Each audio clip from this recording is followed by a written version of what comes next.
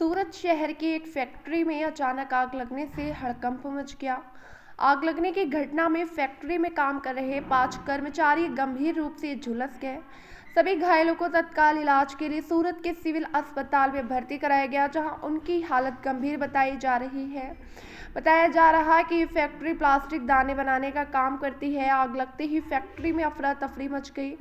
सूचना मिलते ही fire brigade की टीम मौके पर पहुंची और पानी की बौछार कर आग पर काबू पाने की कोशिश की गई। आग लगने के कारणों की जांच की जा रही है।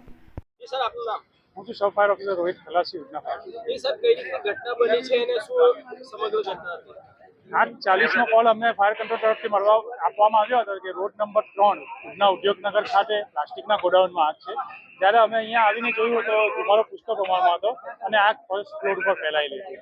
કઈ રીતના આગ લાગી હતી અને કેટલા લોકોને ઇન્જરી થઈ?